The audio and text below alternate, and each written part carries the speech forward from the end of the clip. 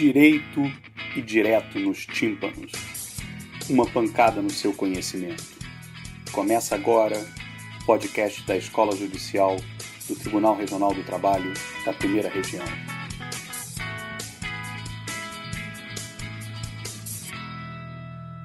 Bem-vindos ao Direito nos Tímpanos, o podcast da Escola Judicial do Tribunal Regional do Trabalho da Primeira Região.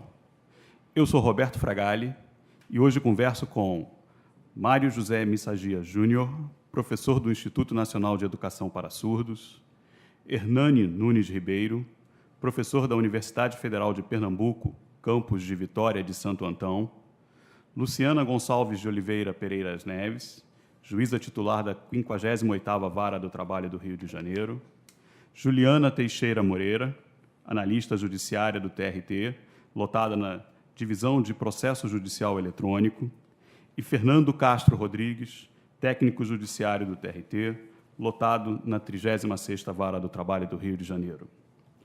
Vamos bater um papo sobre surdez, assunto que entrou na nossa agenda por conta da Resolução 218, de 23 de março de 2018, do Conselho Superior da Justiça do Trabalho, que dispõe sobre o uso de língua brasileira de sinais, a Libras, no âmbito da Justiça do Trabalho para atendimento de pessoas surdas ou com deficiência auditiva.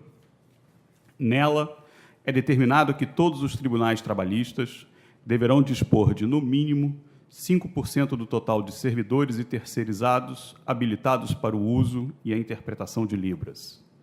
Para tanto, eles deverão oferecer capacitação com carga horária mínima de 120 horas, além de promover ações educativas de sensibilização para tratar com pessoas surdas ou com deficiência auditiva. No Brasil, fala-se na existência de 10 milhões de surdos, com base no Censo Demográfico de 2010, ainda que esse número seja altamente controverso. Mesmo assim, não há dúvida que se trata de um número bem elevado. A surdez entrou na minha vida mais precisamente no dia 5 de setembro de 2018, quando tive um episódio de surdez súbita que resultou em uma importante perda auditiva na orelha esquerda. É nesse sentido que quero começar nosso papo, fazendo uma rodada com os nossos convidados, para que eles nos contem como a surdez entrou na vida de cada um de vocês. Da forma mais livre possível, eu vou dar preferência, por uma questão de gênero, a Luciana. Luciana, você primeiro. Como a surdez aparece na sua vida? Bom, na verdade, a surdez acho que começou na minha vida desde a infância, mas isso não foi perceptível.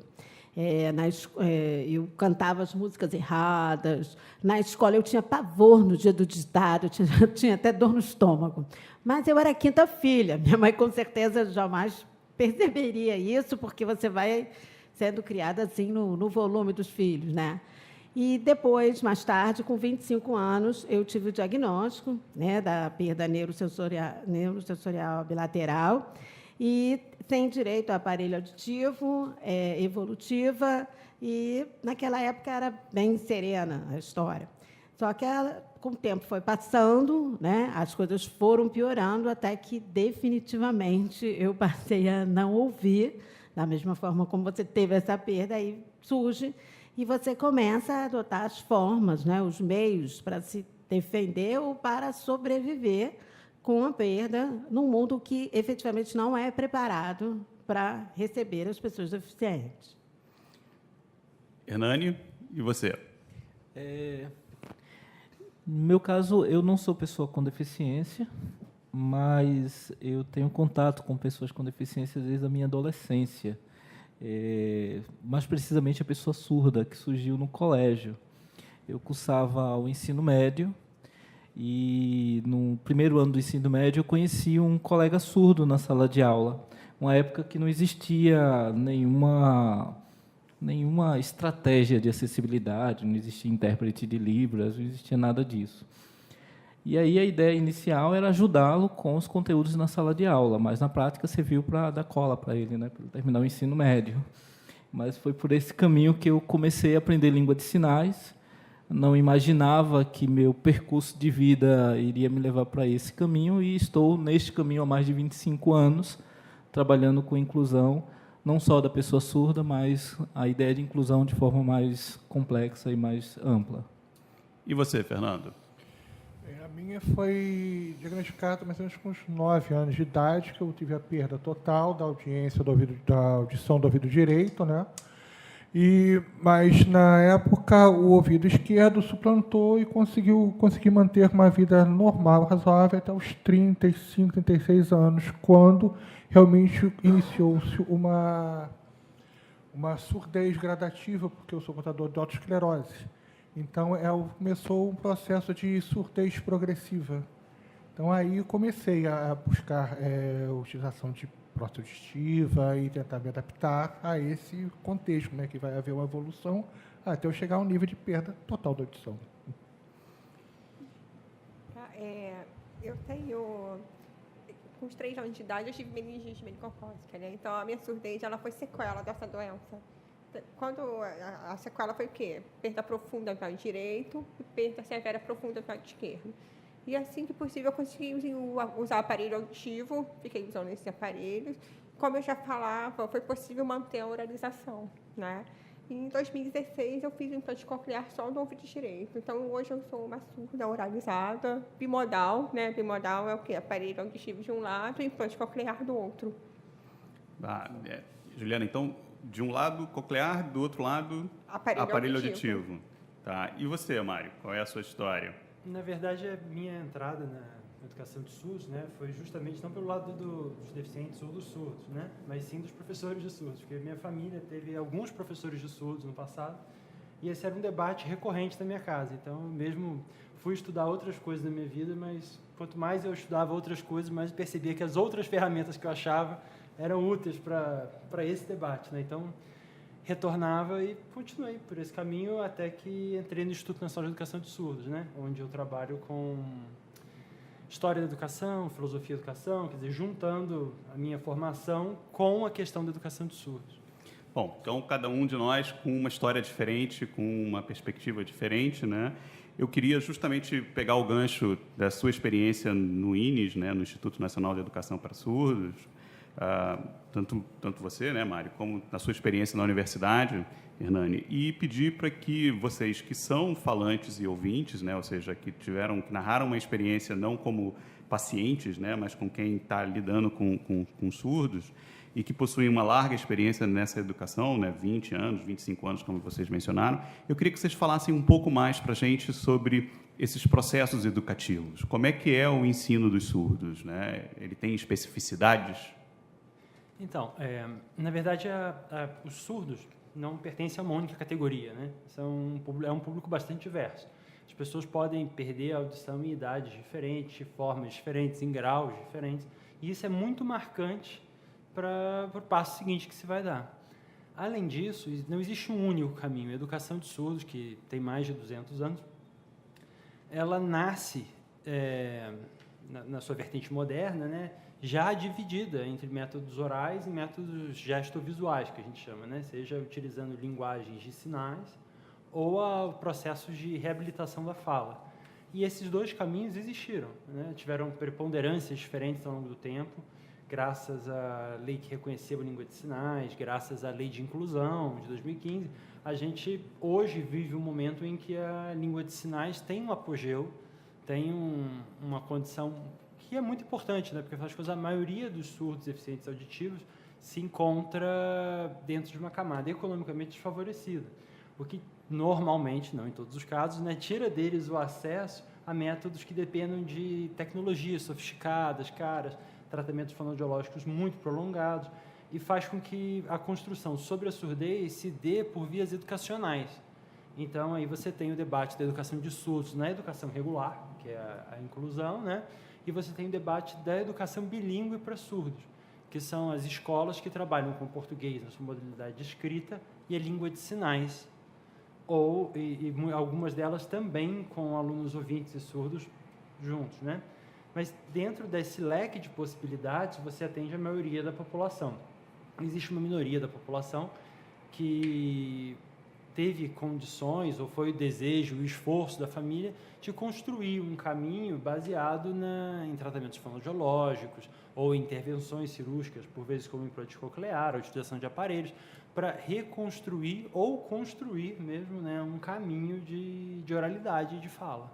Mas todas elas são formas diferentes de lidar com o fato de que pessoas não ouvem. Hernani?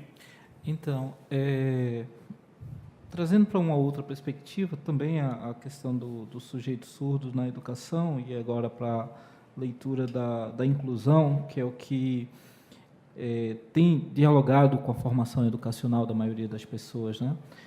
Como professor da licenciatura, e a discussão na licenciatura é sempre recorrente, porque a pedagogia bilíngue e a educação especial, que se tornou especializada para a pessoa surda, sempre foi caracterizada por essas discussões que o Mário trouxe. A educação oralista ou a educação de língua de sinais, e foi pensada para a primeira fase da formação do surdo. Muitas vezes, os surdos chegavam na primeira fase da educação, a fundamental, e saíam para as escolas regulares. Depois de 96, com a legislação, com a LDB, o próprio Estado entendeu que os surdos precisavam ser incluídos na escola. E isso foi de forma abrupta mesmo. Os surdos chegaram nas escolas e entendeu-se que, a partir daquele momento, deveria ser inclusão. E o que é que aconteceu? A chegada do surdo começa a mexer com a estrutura da escola, muitas vezes com mais visibilidade do que outras pessoas com deficiência. Porque o surdo, juntamente com suas singularidades, o falante de Libras, traz consigo também a necessidade da comunicação. Então, chega um sujeito na escola, o professor não teve formação específica para trabalhar a comunicação com esse sujeito, né, a formação pedagógica, não fala a mesma língua desse sujeito, e esse sujeito ele está na sala de aula, está na escola e precisa vivenciar a experiência de aprendizagem. Aí surge a necessidade do intérprete de Libras. Onde é que estavam esses intérpretes de Libras? Não existia formação. Falando da década de 90, não existia curso de formação para intérprete de Libras. Existia um movimento religioso muito forte. Então, muitos dos intérpretes vieram das igrejas para traduzir na escola e não tinham formação específica. O que é que acontecia? Sem a formação específica, eu traduzia tal qual eu tinha aprendido na igreja. Então, muitas das fragilidades do processo educacional ficavam mais evidentes. E ainda tem o terceiro momento. A língua de sinais, até esse momento, não frequentava a escola, então o vocabulário ainda não estava amadurecido na língua de sinais. Não existiam conceitos na língua de sinais, como língua viva, para traduzir genética, para traduzir biosfera, palavras específicas do processo educacional. Então, o professor dava aula, o surdo estava presente, o intérprete estava presente, mas muitas vezes a tradução não estava acontecendo. Então, esse é um universo que percorreu a formação do surdo. Os dados do censo de 2018 são recorrentes, o aumento de sujeitos inclusos está cada vez maior e a complexidade é sempre aparente. E esses surdos hoje não estão apenas na educação básica, estão chegando na universidade, estão chegando no mercado de trabalho. Então, como pensar essa questão tão complexa da formação até a atuação profissional? Muitos surdos eles têm a formação básica, vão fazer universidade, vão fazer faculdade. Qual é o curso que aparece? Letras Libras. Mas nem todos querem ser professor de Libras. É aquele entendimento, parece que todo surdo só pode ser professor de Libras. Eu tenho um amigo surdo que falou que o sonho dele era ser professor de matemática, mas não tinha como fazer. E, para encerrar esse raciocínio, na década de 2000, ainda quando a gente estava nesse momento, a gente não tinha uma legislação muito segura para garantir a seguridade da tradução na sala de aula. O que é que acontecia? O surdo ia para a universidade, juntava com 3, 4 amigos surdos para dividir o valor para pagar o intérprete por fora. Então, eles pagavam a mensalidade da faculdade e o intérprete. Então, o curso que eu podia fazer é o curso que eu tivesse outros amigos que quisessem fazer o mesmo curso. Então, eu não podia fazer o curso da minha escolha, eu tinha que fazer o curso da escolha da maioria para dividir o valor do intérprete. Então, essas são algumas das características da complexidade da educação de surdo, e aí eu falo do surdo, da questão da língua de sinais. A gente nem entrou na questão da pessoa com deficiência auditiva e da perda da audição também. Deixa eu aproveitar o gancho do que você falou, Hernani, para esclarecer para o nosso ouvinte, né? Eu, no começo, mencionei o censo de 2010, na verdade, o censo do IBGE é o censo da população. Sim. Quando você alude aqui ao censo, você está falando do censo da educação. Isso, o censo escolar. Né? O censo escolar, que vai justamente mostrar esse processo de inclusão. Mas, antes da gente explorar um pouco mais o censo em si, eu queria explorar algo que o Mário mencionou antes, que é a ideia do bilinguismo, né? Ou seja, das escolas que são bilíngues, ou do processo educativo bilíngue entre Libras e português, né? No que isso é diferente de uma escola americana, de uma escola alemã, de uma escola francesa? Ou seja, no que isso é diferente desses processos bilíngues que a gente ouve falar e que estão muito no nosso imaginário de falar uma língua estrangeira e não necessariamente falar Libras, né? O que vocês podem me falar sobre isso? Eu acho que assim, a língua de sinais é uma língua completa, né, com uma forma própria. Ela não é a tradução da língua portuguesa, ou a língua de sinais praticada na França não é a tradução da língua de sinais francesa. Ela é uma língua em si mesma, com a sua própria estrutura.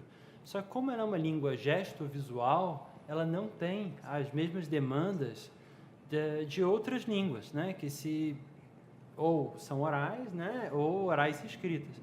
Então, a maneira como a concordância é feita, a forma como você pode combinar os elementos e, principalmente, pelo menos do meu ponto de vista, a possibilidade de você dispor do espaço como forma de organizar seu pensamento. Então, se você está dizendo alguma coisa, sinalizando com as mãos num lugar, você pode deixar aquele assunto naquele lugar, dar um passo para o lado, ou simplesmente se deslocar um pouco e poder sinalizar em outro, né, nesse outro espaço e separar os assuntos. Ou você pode representar ações que aconteceram usando o seu corpo, como, por exemplo, mover os braços, indicando o movimento que foi feito, ou derrubar fazer um movimento de queda com a mão para indicar que houve uma queda. O que não é só sinalizar, não é só usar os sinais, né, que estão no lugar das palavras, mas é encarnar aquela própria língua visoespacialmente. Mas o que realmente torna a questão interessante e complicada, muitas vezes, é que a língua portuguesa não tem uma correspondência com essa língua. Então, você vai ter que ter uma educação bilíngue, que não são duas línguas, escrita e oral, paralelas, né? Mas você tem um aluno que assiste a aula numa língua, registra numa segunda língua. Ou então, eu vou ler o texto da minha disciplina, por exemplo, um conceito de mais-valia, e quando você lê, não existe uma associação direta entre essa palavra e o sinal que foi usado, né? Você precisa construir tudo isso na educação bilíngue, porque o sinal que você fizer não vai ter não é como para nós que ouvimos a palavra e conseguimos traduzir ela em escrita e sabemos que aquela palavra está ligada àquele som, aquela palavra dita anteriormente, né? Então, isso cria uma série de preocupações na hora de você utilizar a língua, principalmente para tratar de temas como filosofia, história, onde a própria trajetória das palavras vincula as ideias. Palavras como, por exemplo, compreender, né? É uma palavra que para nós tem alguns sentidos diferentes, mas que estão ligados. Uma coisa pode estar compreendida dentro de outra, no sentido que está dentro. E eu posso dizer que eu compreendi uma ideia, que não deixa de ser também uma forma de colocá-la dentro da minha cabeça. Mas em língua de sinais, eu vou sinalizar um compreender e outro de uma forma, essa ponte não existe entre os conceitos. Então, na hora que você está falando essa aula e ela vai ser traduzida, porque você está num ambiente que tem pessoas ouvindo e pessoas acompanhando a tradução, isso tem que ser levado em conta, né? E tem que ser feita a ponte entre esse aluno que usa a língua de sinais e o texto que está em português. E na hora da prova, ele tem que saber traduzir o que ele pensou em Libras para a língua portuguesa, né? Supondo que não seja uma prova em língua de sinais. Aí é o aluno ouvinte que vai ter que traduzir o pensamento dele do português para Libras. Então, é um bilinguismo muito singular, né? Mas tenho certeza que o Hernani tem algumas outras colocações, porque da área de Libras, especificamente. Você falando me fez pensar algumas coisas quando, enquanto professor de Libras, ensinar Libras para ouvintes, que aí é o processo contrário, né? Então, a maioria do propenso estudante a Libras, quando chega para cursar a disciplina, o que é que ele imagina? É que cada sinal é uma coisa. Então, eu vou aprender os sinais e colocar numa ordem, e colocando nessa ordem eu estou dizendo alguma coisa. E quem já teve experiência de aprender outra língua, a maior dificuldade de se falar outra língua é aprender a pensar na outra língua. É aprender a sistematizar o pensamento na outra língua. Porque quando você começa a sistematizar o pensamento na outra língua, não são as palavras que vêm, é a ideia. Então, você pode dizer a mesma palavra, a mesma frase com palavras diferentes. Então, o que acontece na língua de sinais? Como o Mário falou, a língua de sinais ela é visual, ela é corporal, ela é expressiva e ela é sinestésica. Uma das características principais da língua de sinais é que eu traduzo o que eu estou sentindo quando eu estou falando. Então, meu corpo não traduz só o que eu estou falando, mas também o que eu estou sentindo. Vou dar um exemplo. A intensidade de um verbo é traduzido não só pelo verbo que eu estou fazendo, mas pela expressão facial que eu estou fazendo desse verbo, com o movimento e a velocidade do verbo, dos gestos que eu estou fazendo, e como eu estou posicionando o meu corpo na construção desse verbo. Só isso já diz uma sentença talvez até completa. Então, a língua de sinais tem características muito próprias, que é diferente da língua portuguesa. E isso vai fazer diferença na educação. Uma outra característica, para encerrar essa reflexão, é a questão da tradução. Então, tem características que eu vou traduzir do português para Libras, que em Libras eu vou usar 4, 5 sentenças para traduzir 2 palavras. Como também tem sentenças em língua de sinais que eu vou usar um sinal que para traduzir para português eu vou ter que fazer toda uma construção narrativa.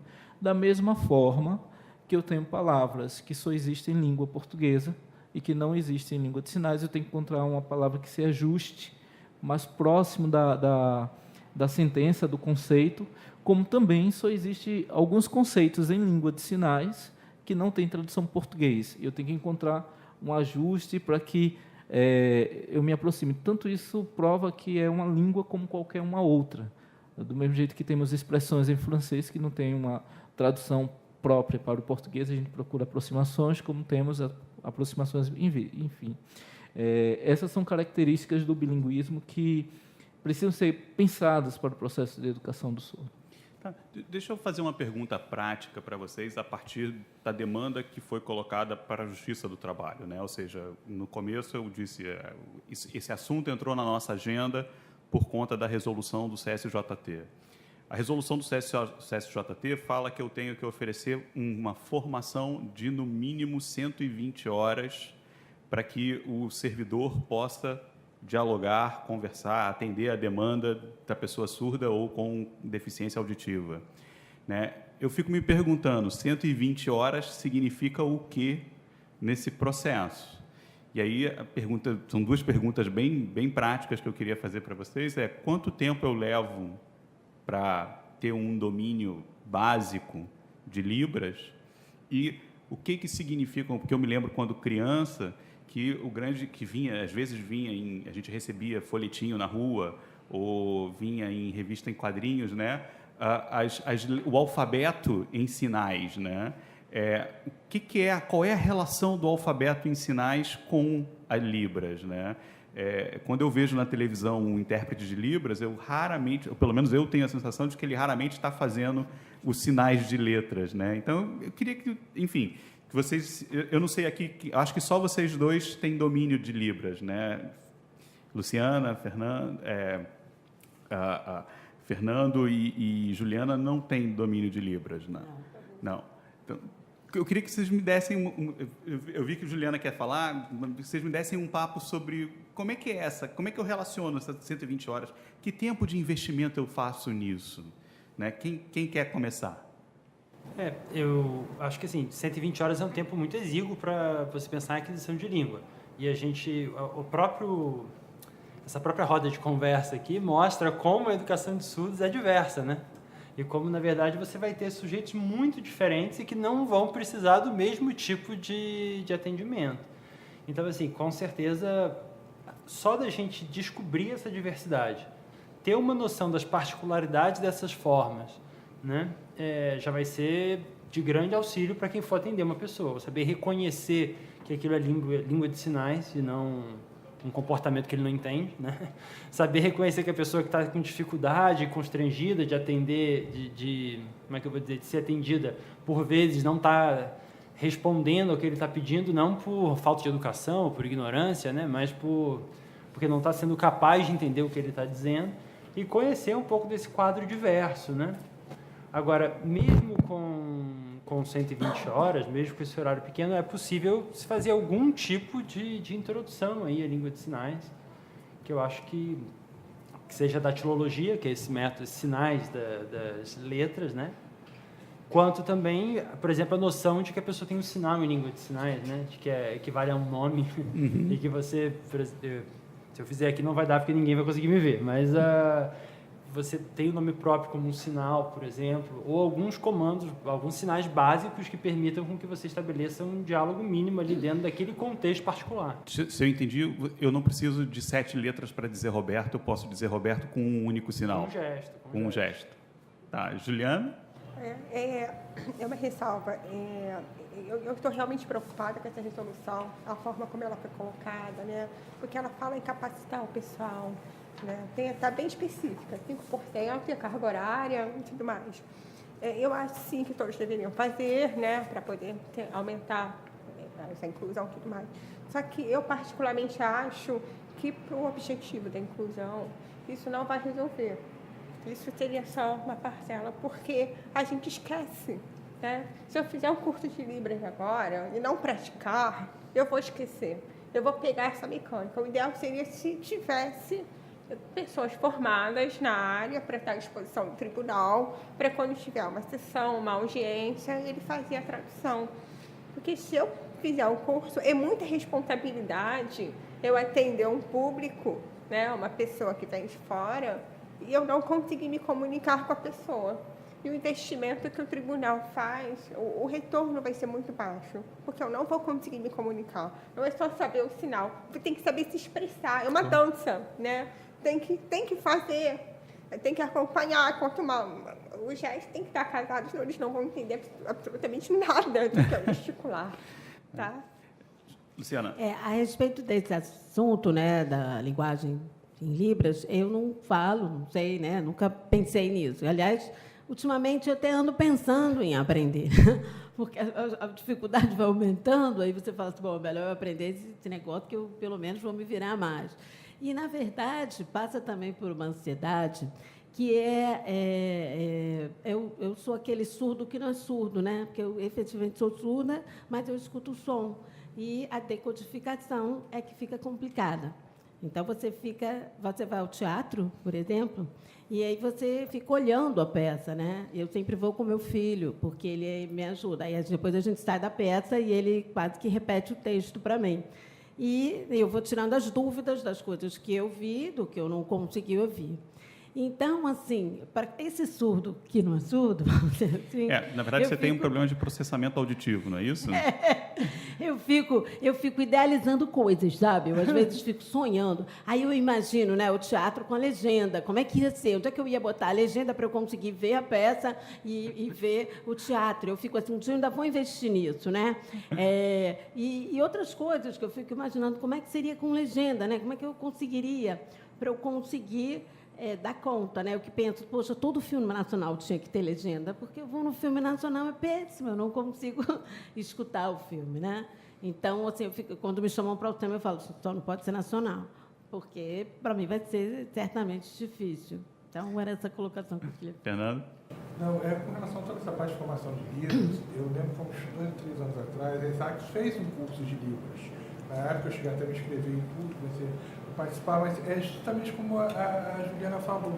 É difícil para você perceber, você consegue pegar naquela parte da apostila o movimento com os dedos, você faz todo o alfabeto, mas tem toda uma expressão corporal, expressão facial, que você só consegue a partir do momento que você lida constantemente com isso. Inclusive, eu me lembro que era uma colega servidora, que ela está na Bahia, que foi a que ministrou o curso, e ela falou que, inclusive, até em grupos tem uma certa diferença de interpretação. A língua de Libras ela não tem um consenso nacional em geral com relação a isso. Então, isso também dificulta para você poder transmitir transmitir ou ensinar esse tipo dessa língua. Então, não sei se isso é verdade ou não, coisa falou. Então, tem muito grupo, tem muitos sinais, muitos gestos, movimentos que fazem uma distinção entre um e outro. E tem grupos, inclusive até no próprio Brasil, né? Por exemplo, ela falou assim, na Bahia era uma sinalização assim, quando ela veio para o Rio, quando ela não tinha deficiência auditiva, como ela conseguiu tentar se interagir com grupos de surdos que tinham Libras aqui no Rio, ela sentiu uma certa dificuldade justamente por causa disso. Inclusive, uma própria rejeição com relação a eles e essa função. Eu não sei se isso está certo, de repente. Pois é, e essa sua deixa, Fernanda, me chama a atenção para o que a gente poderia talvez caracterizar como uma espécie de regionalismos da Libras, né? Eu me lembro de um episódio com um colega que é ali do circo, eu vou fazer a propaganda do Circo Crescer e Viver ali na Praça 11, né? Que organizou um espetáculo com o pessoal surdo da Inglaterra, brasileiros e ingleses, né? E ele disse, olha, a grande dificuldade foi que a gente não estava trabalhando com 2 línguas, inglês e português, mas estava trabalhando com 4 línguas, né? Libras em inglês, Libras em português, português e inglês, né? Eu queria pegar esse gancho desses regionalismos, dessa diversidade, e perguntar para o Hernani sobre o impacto das redes sociais numa espécie de homogeneização possível ou de uniformização possível da Libras. O que a gente pode saber disso? Eu vou aproveitar e fazer um recorte, te respondendo essa questão, mas assumindo também um pouco da fala anterior, que eu acho que vai se complementar. 120 horas de curso vai depender do que se propõe. Qual a finalidade das 120 horas? Aprender a falar uma língua em 120 horas não dá. É uma língua. Então, não tem como se aprender a falar inglês do zero, sem nenhuma experiência, sem ter tido nenhum contato, em 120 horas, fazendo 1 hora aula por semana. Você vai aprender, vai se sensibilizar, vai conhecer alguns vocabulários, vai aprender algumas expressões idiomáticas, sim. Mas sair com fluência, não. Então, de fato, 120 horas não dá conta. O que fazendo uma ponte para a educação, a disciplina de Libras, na maioria das licenciaturas, tende a ser de 60 horas. Então, obviamente, que a gente não forma professores bilíngues. A gente não dá conta de 60 horas fazer com que o sujeito saia falando língua de sinais e pensando uma aula inteira em língua de sinais. Não tem como. Mas o que é que a gente traz? A gente traz muitas das informações e sensibilização para entender a temática. Então, muitas dessas discussões que nós estamos tendo aqui, as disciplinas de Libras tendem a responder. Inclusive, essas particularidades, por exemplo, regionalismo. A língua de sinais ela tem regionalismo, tem sotaque, tem expressões idiomáticas próprias, mas ela também tem uma uniformidade, ela também tem características universais dentro do Brasil. Por isso que é língua brasileira de sinais, porque ela tem características universais brasileiras, assim, de comunicação. Tem sinais que se assemelham e se apropriam de forma muito próxima. Tanto é que ontem eu sou pernambucano, falo língua de sinais brasileira e interagi com os surdos, palhaços na experiência que falam língua de sinais brasileira também. Obviamente que teve alguns sinais específicos que eles usam no Pará e eu uso em Pernambuco, mas é o que nós chamamos do nosso regionalismo, tal qual a macaxeira que a gente chama lá no Nordeste e vocês chamam de aipim. Então, são esses os regionalismos que nós temos também na língua de sinais. Com respeito às redes sociais, a tecnologia tem favorecido não só a questão do surdo, mas da pessoa com deficiência auditiva e muitas pessoas com outras características e singularidades em todas as suas maiores demandas. Pessoas cegas com a própria tecnologia da audiodescrição, pessoas cadeirantes. A tecnologia para muitos cadeirantes que têm condições de investir ou têm acesso ao investimento com cadeiras de rodas motorizadas, é autonomia. Você sentar na sua cadeira de rodas, carregada, e ter autonomia para correr para todo lugar. Subir uma ladeirinha, subir uma rampa. Imagina a dificuldade que era subir uma rampa, uma ladeira, sem a cadeira... Que é. Porque nem todo mundo tem acesso a essa tecnologia. E a facilidade que é você ter sua cadeira motorizada, apertar lá o botãozinho e subir a ladeira sem depender do outro, sem precisar estar sempre dependendo do outro. Então, as redes sociais, a internet, ela teve um fator importante. O Capovilla publicou, acho que foi na década ainda início dos anos 2000, salvo engano, o primeiro dicionário trilingüe no Brasil. E aí teve essa finalidade de apresentar uma unidade de vocabulários, de características, inclusive, no próprio dicionário tinha sinais e tinha de onde o sinal era predominante, o estado, se era do Nordeste, se era usado. Então, isso serviu de muito instrumento, mas é um livro. As redes sociais, a internet, o YouTube, principalmente, o Facebook, o próprio Orkut, na época, teve uma facilidade porque a língua é viva. O livro está lá guardado, e nem sempre eu tenho acesso àquele livro, mas a internet é viva. Então, eu sou pessoa surda, estou conversando com outro falante de língua de sinais do sul do país, em tempo real. Então, as redes sociais deram condições para fazer o que nós fazemos com o telefone. Então, eu poderia ligar para qualquer pessoa. A pessoa surda não tinha essa facilidade. Com as câmeras, com as redes sociais, com o vídeo, com a videoconferência, a videochamada, permitiu esse contato, essa brevidade do espaço, né, de ter acesso ao outro e conhecer essas características de língua. Tanto é que, não só da língua de sinais brasileira, há um movimento muito forte também de trazer sinais do mundo. Então, tem comunidades de pessoas surdas que não usam mais o sinal de Alemanha usado na Alemanha no Brasil, mas sim pegar o sinal que a Alemanha usa como Alemanha na Alemanha e incorporar na língua brasileira. Então, foi um movimento muito forte para a comunidade. É quase que estrangeirismo. Sim. Né? Aliás, aproveitando um pouco dessa discussão, né, você falou em dicionário. O que é um manuário? O manuário é um grupo de pesquisa, né, e um projeto também que está em curso já há bastante tempo do INES. A professora Genete Mandelblas, a professora Vilma Favorito, entre outros professores, que são os dois que me vieram à mente, que promovem discussões com surdos, basicamente, né, mas também outros usuários da língua, para definição e criação de sinais. Então, é uma espécie de dicionário, só que em língua de sinais, porque, como o Hernani tinha mencionado, né, mais cedo, a língua de sinais está entrando em alguns espaços que ela não frequentava antes. Seja, primeiro, a educação básica, né? Como é que você vai traduzir conceitos de biologia, conceitos de física, quando chega no ensino médio? E ela chega também ao ensino superior e encontra problemas na filosofia, porque essa língua não frequentava esses espaços. Imagino que o mesmo vai acontecer nos tribunais, vai acontecer nas repartições, nos cartórios.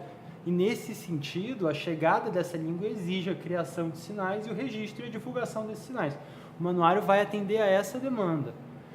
E, assim, linkando a discussão com a pergunta anterior, né, eu entendo 120 horas não é o suficiente, mas saber do manuário, saber de um aplicativo, como existem muitos, eu não vou nem citar o nome de um aqui para não fazer propaganda dele, que permitem tradução de pequenas sentenças em libras, são elementos que podem ajudar bastante, né? Conhecer datilologia minimamente, ou então encontrar sinais para alguns termos jurídicos, nada disso vai dispensar a presença do intérprete, mas vai ajudar quem utiliza a língua de sinais a se sentir melhor acolhido numa repartição, né? Ou seja, o que você está dizendo é que as 120 horas que a gente poderia oferecer é um conhecimento básico de um ferramental, ou seja, eu estou dando uma caixa de ferramentas para que a pessoa possa interagir e fazer uma interlocução saudável.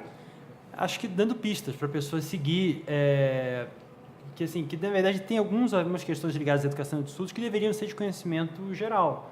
A gente está aqui com 3 pessoas entre surdos, deficientes auditivos, né? E que, com certeza, o conhecimento da família sobre essas questões foi determinante. E a forma como a família entendeu o que estava acontecendo, porque ao contrário das pessoas que ouvem, que é de que tem um processo de construção de linguagem pelo contato, né? Não vou chamar de um processo espontâneo, como muitas pessoas chamam, porque a nossa relação com a língua é totalmente mediada pela escola, pelas tradições familiares, pelas cantigas de niná em casa. Então, assim, não existe contato espontâneo com a língua, né? Existe contato dentro de uma construção social. Mas essa forma não chega à pessoa surda, por vezes. Ou chega à pessoa que tem uma perda de audição de uma forma comprometida. Ou, às vezes, ela fez esse processo de aquisição de língua, mas depois teve esse processo interrompido. Ou então perde a segurança de exercer a função ou papel social que exerce porque teve uma perda auditiva. Então, todas essas questões podem ser melhor divulgadas, vão ser de utilidade para as famílias que vierem a ter filhos surdos e para as pessoas que no seu ambiente de trabalho tiverem que encontrar esses surdos em toda a sua diversidade, que elas tenham pelo menos uma noção básica, né, das possibilidades envolvidas ali. E, como o Hernani falou muito bem antes, né, a gente tem o Brasil é muito diverso. E você tem situações fora dos grandes centros onde pessoas surdas são tidas como loucas. Né? Ou, para citar um exemplo aqui dramático, vizinho a nós, eu fui professor da rede estadual há muito tempo, e eu tive uma aluna de 16 anos, no terceiro ano de ensino médio, que não tinha português, não tinha Libras. Por consenso da escola, consenso não, né? Fui voz protestando, mas a aluna foi aprovada e seguiu a vida, sem nenhuma língua. Né? A família não educou a filha nesse sentido, e tinha como estratégia casá-la. O que é uma loucura completa, você pensar que isso acontece no subúrbio do Rio de Janeiro. É verdade. Juliana, você falou que queria reagir. Eu estou muito preocupada, né, com essa questão aqui da sessão de 20 horas. É porque, assim, eu estou imaginando o seguinte, aqui, né, essa sala aqui é justamente para uma sessão, não é? Segundo grau, uma sessão de turma. Fiz 120 horas para o tribunal. E aí entra alguém aqui para fazer o depoimento. Se você não conseguir pegar o depoimento, ou você distorcer, isso vai afetar a decisão do magistrado, porque ele vai confiar no que aquela pessoa de 120 horas está traduzindo. Bem diferente de um tradutor juramentado, né, quando pede cópias de documento. Então, assim, isso é muito preocupante, porque tudo que eles estão falando aqui, do Hernani e do Marcos, né? Uma coisa, é um processo complexo. Não é um mero diploma que vai dar aqui para a gente ser capacitado e a gente saber lidar com essas coisas. Tem toda uma questão cultural por trás, uma questão social. Então, assim, eu estou muito preocupada, né? Como que o tribunal vai fazer vai trabalhar. Na verdade, eu acho que estamos todos, né, Juliana? Todo mundo assim, preocupado, porque, afinal de contas, tem, de um lado, uma norma, que a gente não sabe muito bem como foi, enfim, como é que ela foi pensada, né? E, por outro lado, uma demanda gigantesca esperando ser atendida. Então, a gente está, todo mundo tentando fazer aqui talvez assim, essa seja uma reflexão coletiva que a gente está aqui lançando, que vai ajudar justamente a pensar que conteúdos dar para esse, e aí tem uma coisa engraçada na norma, né? Porque a norma não fala em formação, a norma fala em capacitação, que é inclusive uma linguagem quase que de adestramento, né? De como fazer você ter uma possibilidade de atuar de um jeito específico. Eu acho que a gente está tentando, na nossa reflexão aqui, abrir um pouco mais esse leque, esse horizonte. E uma pergunta que talvez esteja presente ao longo desses 2 dias, né? Eu falo 2 dias porque a gente está encerrando um ciclo de sensibilização da comunidade do TRT, do Tribunal sobre surdez. Uma questão que esteja muito por trás existe uma identidade surda? Existe uma forma de ser surdo? E aí eu lanço isso um pouco para todos, né? Mais cedo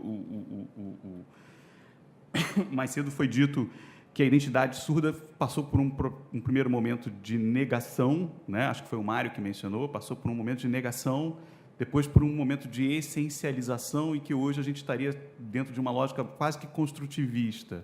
Eu queria perguntar para vocês, assim, de peito aberto, existe uma identidade surda? Bem, acho que eu falo demais, né? Mas Não, existe uma identidade brasileira? Eu acho que assim, o processo de construção do que se poderia chamar de identidade brasileira remonta ao Império, remonta na República, ela foi bastante fragilizada, né? E a gente encontra depois, com a Revolução de 30, né, com Vargas, com o Estado Novo, um movimento forte de nacionalismo e construção de identidade. Acho que o que esse exemplo deixa para a gente é que as identidades são invenções que a gente constrói.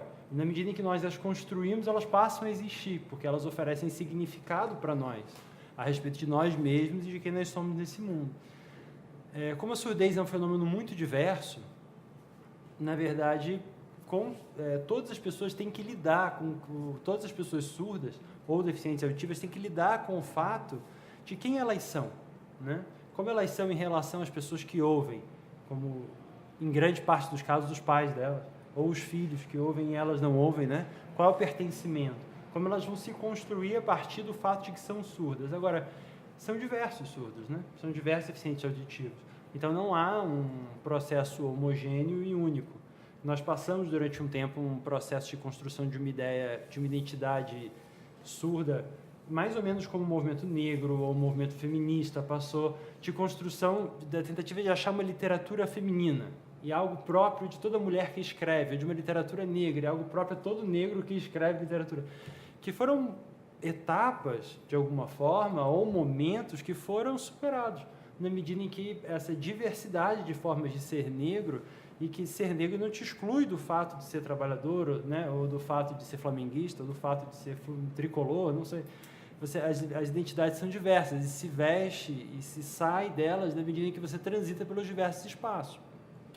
Da mesma forma, ser surdo, em toda essa diversidade que a gente comentou, em especial de manhã, né, não pode ser definido por um único processo. Agora, os grupos que formaram a língua de sinais brasileira, que se reuniram e formaram o que se chama de comunidade surda, né, que já é um grupo ampliado em relação a simplesmente aquelas pessoas surdas, por vezes, eles se identificam e se constroem de uma forma. E essa forma, na medida em que eles atribuam o papel de uma identidade surda, sim, ela passa a existir. Da mesma forma que a identidade brasileira é fruto de uma produção que começa com o Império, passa esses abalos na República e no Estado Novo se reforça novamente. Então, cultura e identidade são construções. Não, essa questão que você coloca, Fragale, se existe uma identidade surda, né? Eu acho que a gente acaba conversando com outras pessoas que têm o mesmo problema, eu acho que a gente acaba adotando um comportamento muito similar. Claro que cada um acaba tendo um lado, né? O que se deprime, eu vejo dois lados, o que se deprime, o que passa a se isolar, o que não quer efetivamente se esforçar porque ele não escuta e tal, e o que luta pelo espaço, o que brinca com a surdez, o que ri do fato que acontece. Eu acho que aqui a gente até está entre os que brincam mais com essa história, né? Hoje, até o Fernando falou que ele, durante muito tempo, ficou mais fechado, mas hoje está aqui, né? Assumindo essa parceria do que não escuta. E acho também que o nosso comportamento influencia na sociedade que a gente convive, né? Eu tenho um filho que fala muito alto, e já fez audiometria, já fez várias vezes, e ele fala alto, e o motivo principal que se acha é porque eu não escuto. Então, isso interfere na personalidade dele. Ele tem uma voz mais alta, ele fala mais alto, e já tem até as cordas vocais irritadas, é possível, porque fala para ser ouvido, para poder que eu dê atenção. Então, eu acho que esse comportamento social, tem os amigos que começam a falar se gesticulando, né? Todo mundo fala quase que em mímica, para que você entenda. Falou que é surdo, todo mundo muda o comportamento. E isso, claro, eu acho que isso interfere na nossa personalidade, na personalidade de quem convive, na sociedade como um todo.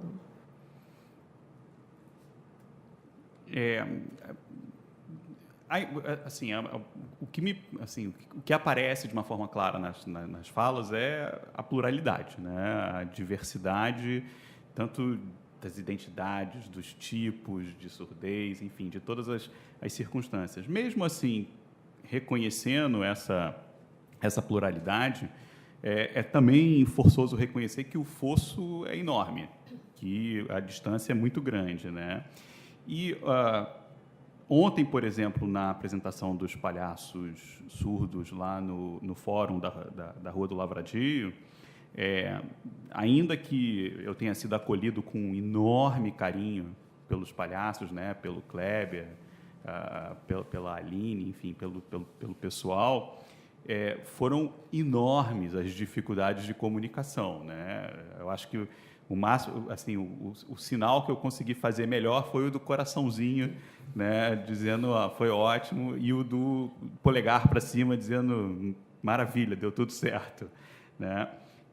Hoje no debate de manhã me chamaram a atenção, e a gente não tinha atentado, né, da dificuldade proporcionada pela mesa linear, né, pela mesa retilínea, em que as pessoas estão colocadas umas ao lado das outras e não umas de frente para as outras, né?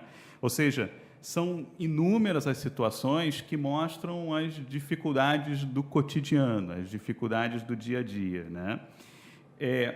Embora eu não esteja aqui pedindo para vocês me darem, né, a fórmula de pirlim-pim-pim ou, né, a receita miraculosa, né, eu queria ouvir um pouco vocês perguntando como é que a gente pode fazer processos inclusivos para que esses obstáculos do cotidiano não se imponham diante da gente.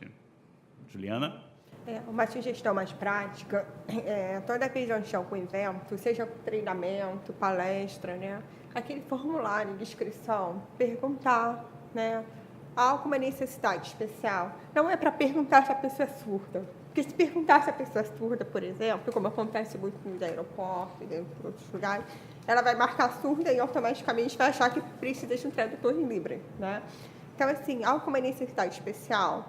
E pode colocar assim, rampa, né, elevador, intérprete de Libras, transcrição. A transcrição é bom para quem faz leitura labial, que alguém fica digitando no telão tudo o que está sendo dito, né? Tecnologias assistivas, como ar magnético. E cabe até botar outros, que aí a pessoa ela pode colocar algo da particularidade dela, né? Algo relacionado à deficiência dela. Então, quando a gente abre, né, colocar em formulário, você consegue ter um tempo para você se programar. E aí você vai saber que você vai ter deficiência auditiva, que depende de leitura labial, então seria interessante uma mesa em meia-lua ou uma mesa redonda. Uma transcrição online, né, que seria uma legenda, ajuda o surdo que sabe português, né? Porque a Libras, se a pessoa não sabe Libras, também não adianta. Então, uma sugestão boa é essa. É todo evento que vai receber um público desconhecido, seja na mesa ou na plateia, perguntar, deixar um campo embaixo para a pessoa colocar qual a necessidade dela. Porque se ela não colocar, não tem como saber. Mas se ela colocar, aí você consegue ter um tempo para correr atrás. Obrigado, Juliana. Hernani. Então, eu acredito que é por esse caminho mesmo, é perguntar. O sujeito que tem a singularidade é que vai dizer o que é que ele precisa. Óbvio que eu posso prever questões mínimas. Por exemplo, vai ter uma palestra, eu vou ter que colocar rampa para o palco, independente se ter pessoa com deficiência ou não, mas eu vou colocar rampa. Vou fazer um evento e vou trazer o intérprete de Libras. Mas vai ter surdo? Independe. O intérprete de Libras não é para o surdo, é para o evento. Então, são rupturas de pensamento. Vai ter um evento visual? Eu tenho que trazer elementos de audiodescrição. Vai ter pessoa cega? Independe. Porque a audiodescrição não é para pessoa cega, é para o evento. E quando eu começo a pensar dessa forma, eu começo a pensar estratégias. Aí eu lembro de algo que aconteceu comigo alguns anos atrás. Eu tive numa turma um aluno cego.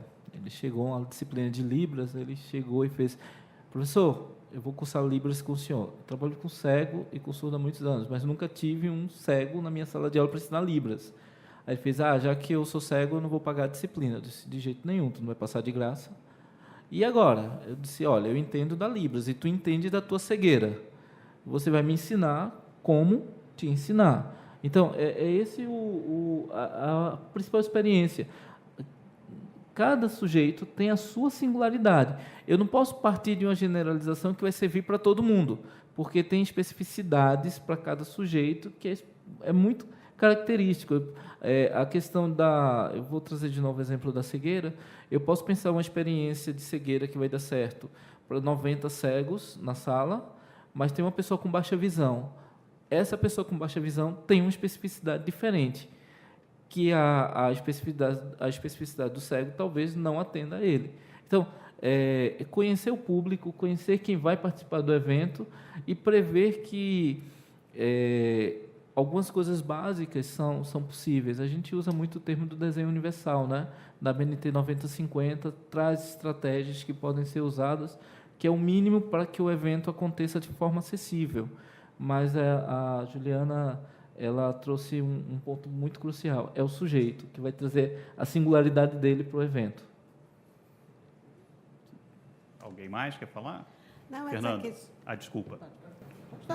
Não, essa parte que a Juliana falou, singularidade, realmente é muito específico. Que cada um tem o seu tipo de deficiência, o seu nível, o seu grau. E eu acho que o principal, o começo disso, dessa conscientização, primeiro a conscientização do próprio deficiente em função da sua limitação, da sua condição de deficiente. Aceitar isso é um pouco difícil, é um processo que tem que ser feito. E também a conscientização das pessoas com quem ele tem relacionamento, tanto principalmente em questões de trabalho, se conscientizem a aceitar também essa divergência, diferença. Uma coisa que eu acho muito estranha, muito gostado, quando eu entrei no tribunal, a minha entrevistadora, ela chegou para mim e viu, eu entrei por cota, né, deficiente, ela olhou a minha deficiência, puxa, ele não vai poder trabalhar em vaga de trabalho, porque ele é surdo, como é que ele vai fazer, como é que ele vai entrar? E uma colega do lado, a Fernanda, também não bem disso. Não, por que não? Ele pode muito bem sim, inclusive na própria deficiência pode até ajudar, ele pode ser, na época, contador, meu secretário que eu tenho, um contador precisa se abstrair da sua atividade para poder se fixar, então ele vai conseguir, ele vai poder usar. E realmente isso é verdade. Eu fui para a vara, fiquei até chocado com aquilo. Não, eu quero ir para a vara, eu vou trabalhar em vara. Eu fui para uma vara, botaram uma vara, e eu nunca senti dos meus colegas, da minha vara, nenhuma rejeição. Nunca tive. Simplesmente sempre um contato muito amigo, muito parceiro em função disso. E eu consigo, inclusive, até usar minha deficiência para o meu trabalho. Eu consigo me abstrair de uma vara. A vara é um movimento muito grande. Barulho, secretaria de vara, aquele movimento, aquele negócio todo, eu consigo pegar, quando eu preciso fixar meu serviço, me abstrair daquilo, uso a minha deficiência para cortar. Hoje em dia eu sou secretário populista, então realmente isso ajuda um pouco, me abstrair do trabalho. Então, você tem que buscar na sua deficiência se adaptar ao ambiente, às necessidades que você tem, como a Juliana tem, e as pessoas também que trabalham, que têm contato, auxiliar nesse processo de inserção você no teu cotidiano, no teu trabalho cotidiano, no teu dia a dia. Facilitar isso. Não, eu ia falar, Fragalha, assim, até como proposta, né, que às vezes tem umas coisas básicas que nunca são pensadas. Por exemplo, essa sala que a gente está, ela é toda com tapete. Por quê? Porque aqui tem uma discussão coletiva. E para as pessoas se ouvirem, não pode ter eco. A sala de audiência, por exemplo, do tribunal, é com piso de granito e propaga som. Então, aquilo dá um eco para quem, na hora de interrogar, essas coisas, é uma coisa que atrapalha. Então, assim, acho que o próprio setor de engenharia poderia verificar alguns ambientes que pudessem do tribunal ser adaptados e que não é uma coisa de interesse só do deficiente, né? É de interesse de todo mundo, porque mesmo aquela pessoa que tem uma audição plena, se ela tiver uma sala mais silenciosa, sem um eco, com certeza vai ser também bom para ela. Então, eu acho assim que são coisas que a gente pode pensar de propostas, né, para essa convivência melhor, e que passa muito despercebida. Por quê? Porque quando a pessoa não tem a deficiência ou não conhece, por isso eu acho muito importante essa nossa discussão que a gente está fazendo, trazer isso para o tribunal começar a pensar, para que essas propostas surjam, né? Eu nunca tive esse problema de servidor, de convivência, de tratar diferente, nada disso. Mas eu tive um momento em que que a minha secretária de urgência precisou sair, eu tive dificuldade de encontrar outro. Inclusive, um servidor que chegou a conversar comigo que ia aceitar o cargo, no dia seguinte ligou e disse, olha, pensei bem, não vou sair da minha zona de conforto, não, porque trabalhar comigo era mais pesado. Então, são coisas que a gente, sabe, tem que pensar. Agora, não levei a mal, enfim, ficou ele para lá. Mas são coisas que eu acho, principalmente na questão da arquitetura, tem coisas que não são caras e que o tribunal pode fazer para todo mundo, entendeu? Deixa eu aproveitar. Ontem o Hernani estava conosco lá no foro, viu algumas audiências acontecendo, né? Entrou nas salas junto com os palhaços, assistiu às apresentações, né? Aliás, né, os palhaços foram uma tentativa que a gente fez dentro desse projeto de sensibilização, que não contou nas 120 horas, mas que tinha uma ideia de, por uma forma lúdica, tentar despertar a atenção da comunidade para a questão da surdez e para a questão da Libras, né? Durante o dia, a gente teve momentos bem intensos, né, com gente chorando, com manifestação de público, né? Episódios bem marcantes mesmo, e, ao mesmo tempo, também teve momentos de... Eu vou exagerar, vou ser hiperbólico na minha caracterização, né? Mas de gigantesca indiferença, né? Das pessoas olhando para os palhaços dizendo... Deixa para lá, eu estou preocupado aqui com o meu processo, não quero nem saber do que está acontecendo. Eu queria te ouvir um pouco, Hernani, como um olhar externo, alguém que acompanhou a experiência. O que você achou da experiência de ontem com os palhaços? Então,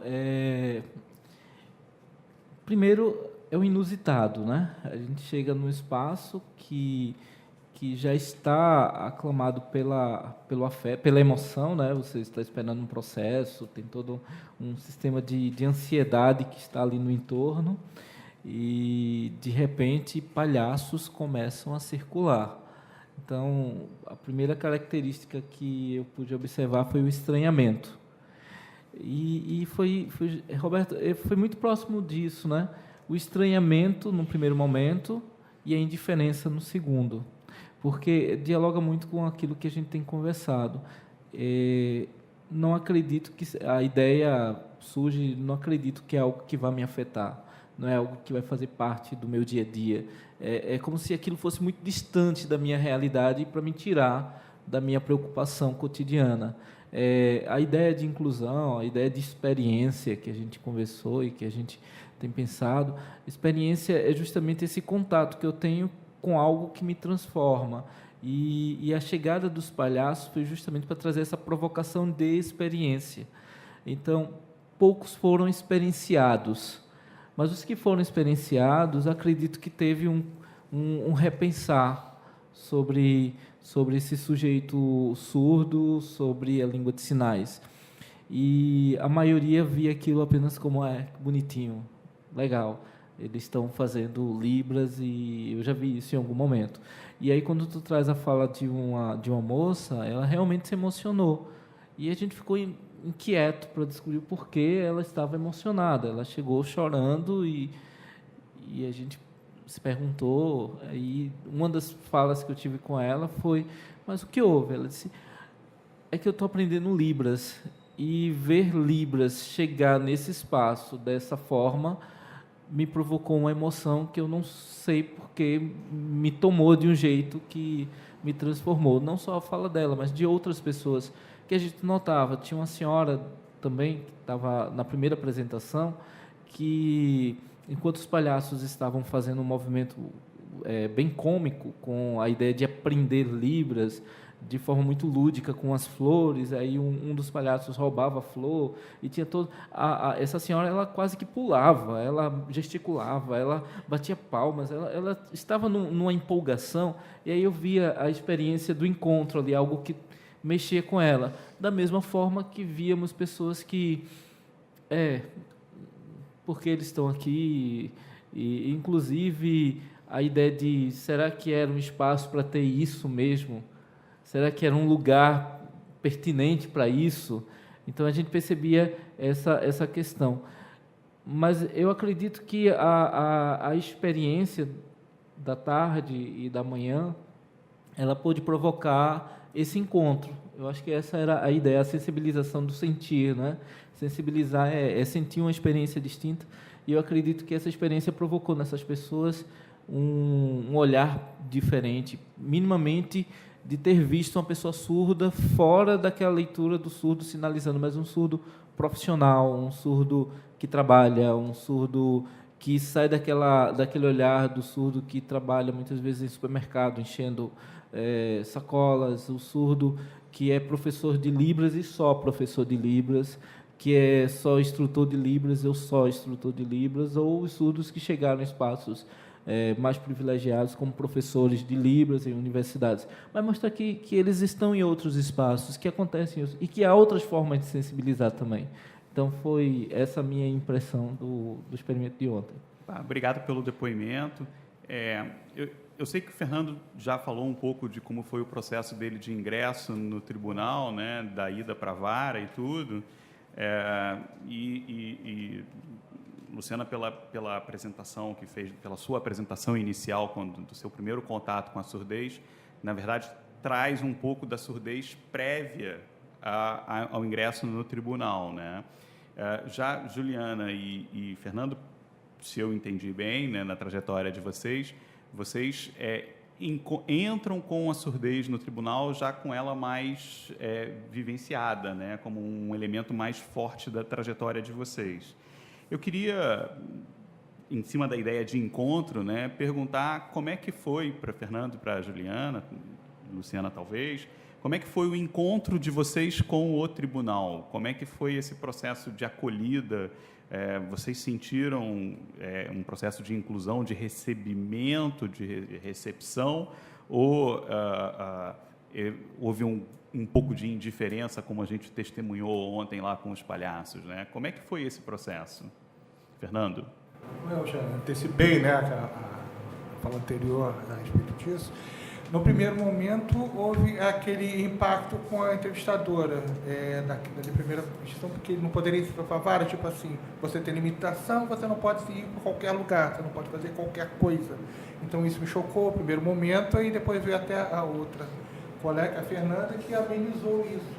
E, realmente, eu consegui entrar, ir para onde eu queria, e eu nunca, nesses mais de 10 anos de tribunal, nunca tive nenhuma rejeição interna com relação à minha deficiência. Muito pelo contrário, eu me acolhido e continuo sendo acolhido até hoje, que acontece muito em vara. E a administração nem sabe, quando em vara as coisas são muito rápidas, e as mudanças vêm muito rápidas nos procedimentos. Então, eles são passados assim no geral, não no específico. Então, às vezes, nessa hora, eu, por não escutar direito, fico afastado, então acabo não percebendo, não entendendo, não escutando qual é a nova prática, a nova atuação que vai ser feita com relação a uma notificação, a um procedimento que está sendo feito, que o juiz entende que deve ser mudado para que a legislação altera. Então, nessa hora, eu já pego, tento perceber o máximo possível, mas mais tarde, vem um colega que ela me explica tudo isso, com uma calma, uma tranquilidade. Então, sempre foi assim. Então, isso eu não tenho. Eu recebi um pouco de direção na parte, como essa você falou, da parte externa. Atendimento de balcão, você, com a sua deficiência, você fica limitado, né? Agora não, mas antigamente as pessoas chegavam no balcão muito mais exaltadas pelo volume de serviço que tinha. Uhum. Então, já recebi já tive alguns problemas com atendimento, mas eram muito poucos, eram muito superficiais. No tribunal sempre tinha um acolhimento muito bom. Foi o que eu me senti com uma facilidade muito grande. Tá. Antes de falar como é que foi aqui no TRT, eu queria falar o meu emprego anterior, né? Uhum. Rapidamente. Eu fui técnica em informática na Justiça Federal, daqui do Rio, primeiro grau. Isso foi em 2003, 2008, na verdade, né? Já tem uns 10 anos já. Nossa, tô velha. Quando eu entrei, quando eu fui chamada para o cargo, quando eu comecei a trabalhar na TI, de fato, meu primeiro dia, e me apresentei para o diretor, ele nem olhou o meu currículo. Ele falou assim, ó, essa daqui é a fulana, né? Você vai trabalhar com ela e você vai ficar no setor de cadastro. Aí eu, como assim, setor de cadastro? Quais são as atividades do setor de cadastro? Você vai ficar responsável pelo cadastramento de usuário. Na hora, né, como eu falei, foi na parte da manhã, eu sou meio rebelde, né? Eu não me conformei com isso. Porque eu tenho formação técnica informática, um cargo de técnica informática, eu não vou ser uma mera digitadora. Já estava na graduação. E aí eu falei, não. Já tinha terminado a graduação, inclusive. Eu falei, não. Não, eu não vim aqui para isso. Né? Não vou ficar fazendo cadastro de usuário, ficar resetando senha. Né? Não vou fazer isso. Me desculpe. Tá? Você nem olhou o meu currículo. E eu sei que dos outros candidatos que entraram, todos passaram por uma rodada para ver qual o setor que vai melhor se enquadrar. Tá? Mas você nem perguntou o que eu faço. E fui muito brava. Muito brava. E aí, não, calma, é porque a gente soube que receberia uma pessoa com deficiência, a gente não sabia bem qual era a deficiência, então a gente achou melhor colocar no setor de cadastro. Os diretores têm falando isso. Olha que tragédia. Nem olhou o currículo. Né? Então, eu falei que não vou. E ele chegou uma situação que ele começou a pedir desculpas e tudo mais. E quando ele pediu desculpas, eu comecei a chorar na frente dele. A outra servidora, que seria a minha chefe, também ficou super sem graça, pediu desculpas, que isso, que aquilo. Falou assim, não, calma. Quando fala para ficar calma, é pior, né, gente? Fica calma, né? Porque eu comecei a ficar mais nervosa ainda, porque eu já tinha visto o papel da lotação na mesa dele, a publicação, e aí ficar no setor de cadastro, gente. Há uma tendência a subalocar, né? A duvidar da nossa capacidade ou do nosso potencial por conta de minha deficiência. Então, isso me marcou muito. Eu lembro que a situação se resolveu rapidamente, né? Ele começou a conversar, perguntou o que eu queria fazer e tal. Aí eu disse para a área que eu queria ir. Ele ainda foi resistente, porque já estava cheio, eu ainda fiquei meio assim. Né? E a área de TI também, ela, infelizmente, a gente sofre preconceito também por ser mulher. Né? A informática é uma área com muito homem. Então, eles duvidam do potencial de uma mulher. Isso acontece muito até hoje. Então, foi muito difícil. Esse primeiro mês, até sair a publicação, até ir para aquele outro setor. Né? Ele ainda tentou fazer uma jogada. Olha, vou colocar você 2 vezes na semana para cumprir uma tarefa aqui. E os outros 3 dias você vai para o setor que você vai ficar. Foi uma negociação tensa, constrangedora. Né? A partir daquele momento, apesar de eu lembrar dessa história, eu nunca fiquei rancorosa com esse diretor. Nós nos demos bem, super bem depois. Mas ele, até hoje, quando ele me vê na rua, ele com certeza lembra disso. A gente vê que não fica muito à vontade. Foi um erro dele, que na verdade não foi bem um erro dele, foi um despreparo da própria Justiça Federal de entregar uma pessoa sem uma conversa. Né? Mas aí depois eu mudei de setor, fui para... eu consegui produzir e fazer tudo o que eu pensava em fazer. Agora, aqui no TRT, foi um pouquinho diferente. Eu realmente não me lembro se no setor médico houve algum tipo de entrevista, né? Que, por coincidência, tem a assistente social daqui do TRT, a Carla Vale, ela tem um irmão que é implantado, né? Mas eu já estava no setor. Mas quando eu comecei a trabalhar no TRT, na primeira semana, primeiro dia, assim, para não passar pelo episódio que eu passei na Justiça Federal, eu já saí falando. Né? Antes que teve um problema com eram 2 secretarias de TI, queriam me mandar para uma, eu fui para outra. Eu já fui direto no diretor de TI, né? Eu quero fazer isso, tal, minha praia, né? Eu sei fazer isso, eu tenho essa experiência. Ele falou assim, ótimo. A gente está precisando disso, né? Que é processo judicial eletrônico, que na Justiça Federal já estava mais maduro e aqui estava começando. Então, eu consegui ficar na área. E a chefia imediata, ela foi muito boa, porque a minha chefe, na época, eu falei com ela assim, olha, eu tenho deficiência auditiva, não tinha implante coclear ainda, então eu dependia mais de leitura labial. Falei com ela, em casa eu falo no telefone, então se tocar, eu vou atender para te ajudar. Se eu não conseguir, por algum motivo, porque a ligação está baixa ou está com ruído, eu vou ter que te passar o telefone, né? Ela, não tem problema nenhum. Ela falava assim, se você não quiser atender o telefone, não tem problema, né? Eu queria abusar dessa boa vontade, mas eu acho isso errado, né? Eu acho que a gente tem que tentar, se não conseguir, e aí sim passar. E aí, no telefone da mesa dela, a gente teve um pouco de dificuldade no início, porque eu nem sabia que existia linha digital e linha analógica, que é convertida em digital. Aí a linha dela era uma convertida com aparelho mais simples. Eu pegava, falava assim, Érica é o nome dela, Érica, não está muito bom, na minha casa o telefone é melhor, sabe? Aqui está com muito ruído, tem alguma coisa errada, não é possível. Até no celular eu consigo falar melhor. Aí ela, não, calma, vamos lá. Aí foi no setor de telefonia, que é da TI também, que fica do lado, conversou com o rapaz, aí veio o rapaz, a gente vai arrumar uma linha digital para você, né? Só fez o remanejamento dos ramais, e aí veio aquele telefone melhorzinho, digital, eu pegava, que era uma beleza. E as pessoas falavam assim, nossa, você teve a oportunidade de se livrar desse telefone. E você ainda pega o telefone para perto de você, né? Então, assim, diferente da Justiça Federal, que eu já cheguei com encaminhamento, uma coisa forçada, eu tive que me impor. No TRT foi bem diferente. Teve diálogo, teve essa troca, teve essa tentativa de melhorar o telefone. Não é uma coisa assim que eu vou dizer que isso vai funcionar para todos. Mas eu acho que a gente tem que dar o tempo todo, dando feedback, né, de como aquilo está resolvendo ou não está. Se eu achasse que todo telefone seria com aquele chiado, talvez eu teria desistido de trabalhar com atendimento. Mas eu falei, não é possível, gente. Na minha casa eu falo no telefone que está horrível. Então, quer dizer, ela poderia ter desistido ali, mas não. Fez questão de ir lá, chamou um colega, veio técnico. Então, isso é muito bacana, essa boa vontade que a gente vê aqui no TRT.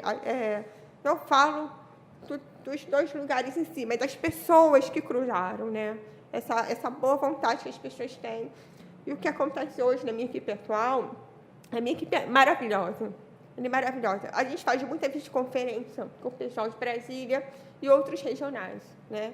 Então, imagina um telão com vários quadradinhos, em cada quadradinho, um lugar diferente. Aí, quando a gente fala em lugar diferente, vem o que a gente não gosta? Sotaque, né? Sotaque. Pessoal do Nordeste, principalmente. E aí, às vezes, eu fico assim. Aí, os meninos, né, da minha equipe, eles percebem, de alguma forma, que eu não estou entendendo. Eles me leem, eles já me conhecem. Tem um que já fica com um caderninho e vai escrevendo palavras-chave. É incrível isso. Eu nunca precisei pedir para ele fazer isso, né? Aí ele vai, ele puxa a caneta, rabisca uma palavra ou outra, aí faz, sublinha, né? Aí, quando vê que vai me perguntar alguma coisa, rapidinho, ele fala, eles estão perguntando do prazo. Né? Então, com aquele contexto todo, que é uma linguagem nossa, gente, olha que máximo. É uma linguagem nossa. Tem um papel, tem um rascunho, tem essa leitura corporal, e a conversa anda. Porque eu poderia chegar e falar, não vou participar. Não vou conseguir entender tudo. Eu entendo muitas coisas, mas não tudo. Precisa desse fechamento.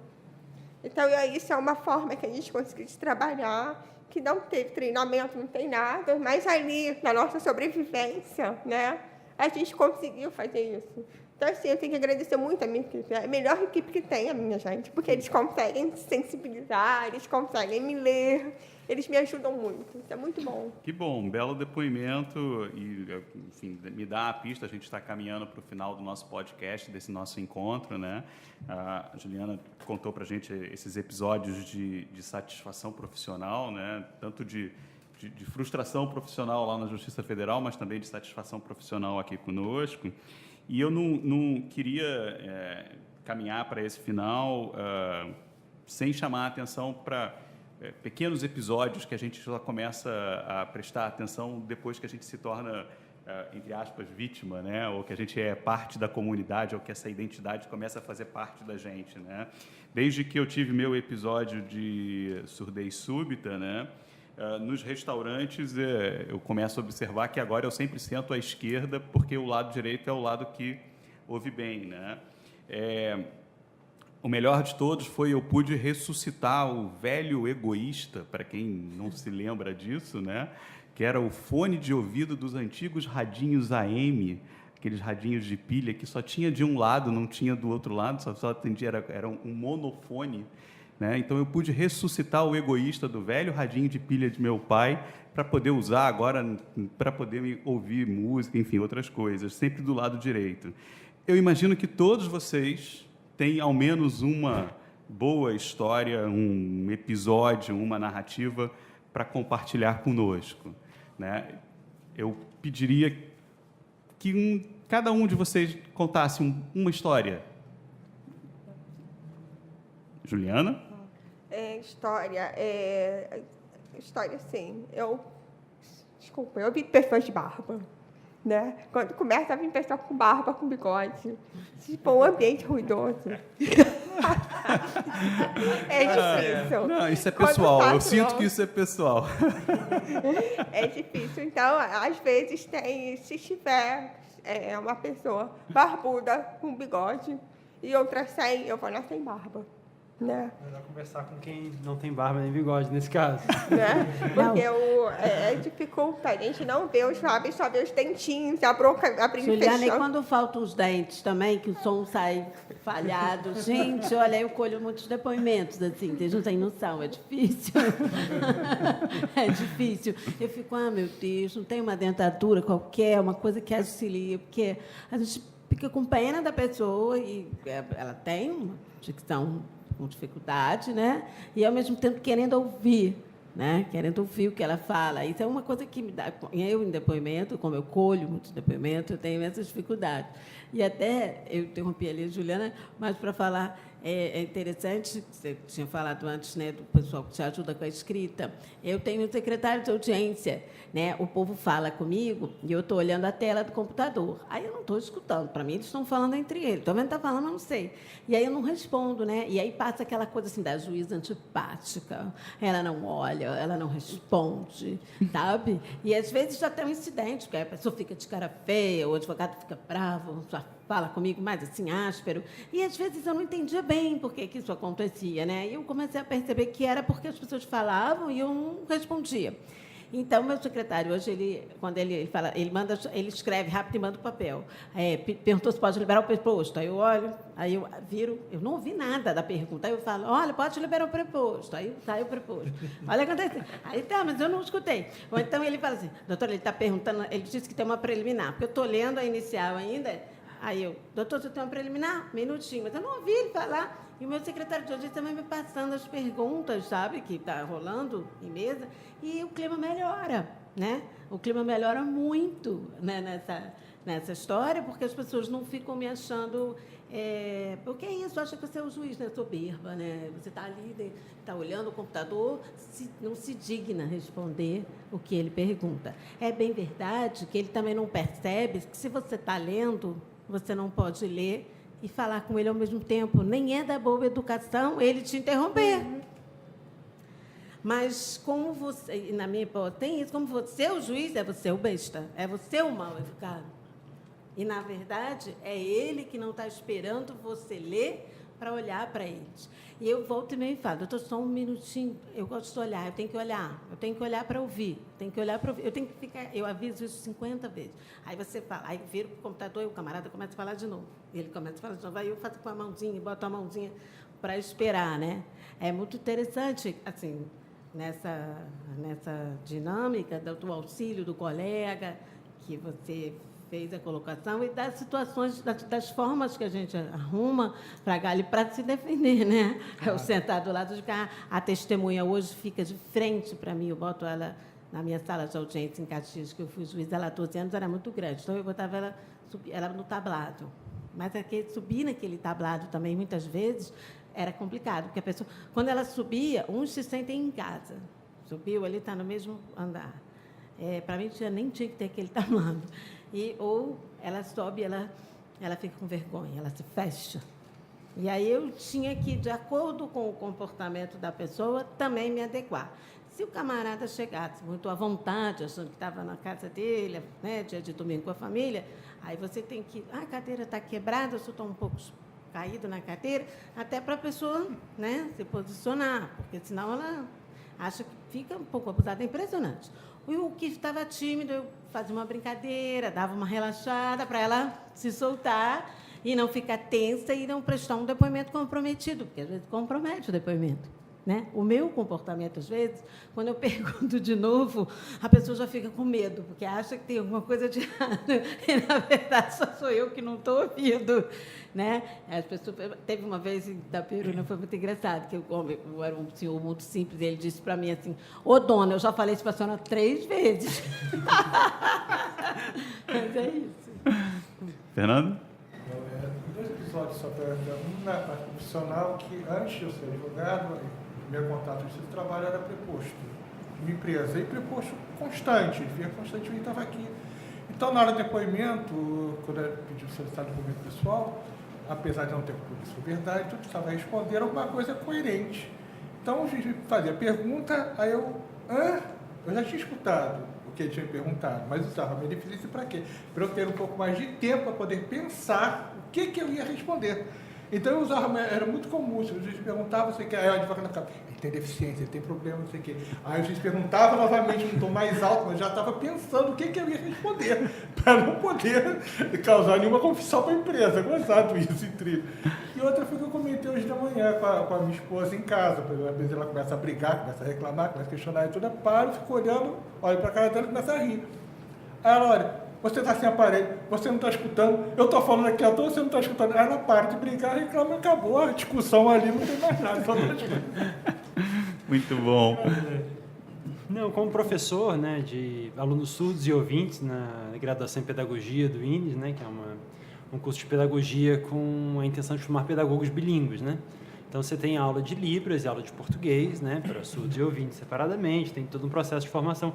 Mas o nosso ambiente tem toda a diversidade dos surdos que estão lá, muitos deles com a trajetória totalmente em Libras, outros com uma prévia oralização e depois a inserção na língua de sinais. Mas a aula tem vários tempos diferentes, né, porque tem um aluno que está me ouvindo, tem um aluno que está vendo o intérprete. E isso é muito complicado, porque no calor do debate, da aula, você fala e o aluno responde, e você quer responder, e o tempo da tradução não acompanha esse processo. Então, você precisa, e hoje a gente já tem um esquema quase de um maestro com uma orquestra, onde depois de fazer a pergunta, eu ergo os braços para eles superarem. Aí a gente tem que acompanhar o intérprete, quando o intérprete chega ao final, e a condição já está mais ou menos igual, e eu libero para as pessoas se colocarem. Porque se você deixar correr solto, né, no ritmo natural do debate, você começa a separar os públicos, porque os surdos vão receber a pergunta e a resposta, né? E eles estão sempre 1 segundo atrás pelo tempo da tradução. E isso faz com que eles comecem a assistir a aula ao invés de participar da aula, né? Então, você dosar esse tempo e fazer as pessoas... Eu dou aula no primeiro e segundo período lá. Então, fazer as pessoas aprenderem esse hábito de acompanhar o intérprete. Assim como a gente, dando aula, se posicionar um passo atrás para olhar a tradução. Que gera uma situação muito estranha, porque você está falando, está vendo o que ele está falando, e como a tradução não é idêntica, às vezes ele acaba te dando algumas ideias de como... E você falar esperando que ele vai sinalizar de um jeito... E aí você interrompe, verdade, dizendo, não foi isso que eu disse, não. Se eu fizer isso, eu sou expulso. Jamais farei isso. Se você está falando e o cara está traduzindo e está tomando o caminho errado, você começa a usar sinônimos, a explicar de novo a história para você poder levar ele até onde você quer, né? Então tem toda uma forma e um tempo particular de trabalhar com o intérprete. Eu posso comentar 2 experiências. Uma com o intérprete, principalmente quando acontece em fazer versão em Libras, a gente falar em Libras e o intérprete falar em língua portuguesa, que a gente chama comumente de versão voz. Então acontece muito isso, você está falando em Libras uma coisa e o intérprete começa a pegar uma linha de raciocínio diferente, e aí você observa os sinais e aí você repensa o que você está falando, repete tudo de novo, porque para traduzir do português para Libras, nossa língua materna, nossa língua de pensamento é a língua portuguesa, então traduzir para Libras é mais fácil, mas traduzir da Libras para a língua portuguesa, o processo é diferente, é mais complexo. E aí aconteceu, lembrei de duas experiências com amigos surdos. Geralmente acontece sempre com amigos surdos e parece que eu sou carimbado, porque eles gostam de fazer isso comigo, porque sabe também que eu sou debochado, né? Então, une o útil ao agradável. Uma foi estávamos num evento, em um congresso, um tempo atrás, eu estava com uma amiga muito querida, uma professora da universidade, e ela é professora surda, e ela começou a fazer a palestra dela em Libras. E de última hora chegou o tradutor, sendo que tem uma questão que é importante, que fazer tradução é um trabalho muito complexo, então precisa de mudança, precisa de descanso, eu não tenho como fazer uma tradução de 2 horas sozinho, chega um momento que a cabeça não dá mais conta. E aí o intérprete estava fazendo a tradução sozinho, e chegou um momento que o intérprete estava nitidamente exausto, ele estava exausto, assim, ele estava fazendo a tradução, a cabeça dele, a gente já percebia que ele não estava processando, ele estava cansado, e era a hora dela falar em Libras e ele fazer a tradução em português. Aí ele começa a fazer a tradução pelo cansaço, que ele já tinha feito português, Libras, português durante quase 2 horas. Aí ela começou a falar em Libras, ela é professora universitária, está fazendo doutorado, tem uma gama de conhecimento, e a tradução dele estava muito aquém do nível da fala dela. Aí ela começou, as pessoas olhavam para ela, e a voz do intérprete é importante nesse momento, porque do jeito que ele traduz o que ela está falando e o nível de vocabulário que ela usa. Então, ela estava usando uma gama de argumentos epistêmicos, traduzindo sobre educação, e ele está fazendo uma tradução muito, muito básica. Aí ela começou a olhar para mim, e aí eu senti, aí ela fez sinal com a face, assim, tipo, ele está fazendo uma boa tradução? Aí eu respondi com a cabeça que não. Aí ela parou, você está cansado, né? Para o intérprete. Aí o intérprete, na hora, gelou, porque houve uma quebra de protocolo, né? Aí ele fez, eu sei que você está cansado, você está sozinho aqui. Diga para todo mundo que não é assim que funciona. Tradução e acessibilidade não é isso. Não é colocar um intérprete sozinho aqui para fazer. Ela mudou toda a fala do discurso dela para aquele evento, evidenciando o próprio prejuízo que ela teve. E na mesma hora eu fiquei mais verde do que tudo, mais azul, rosa, roxo, porque no final o professor que era do evento fez: o que foi que você que disse para ela? Eu disse: eu não disse nada, eu só fiz acenar a cabeça.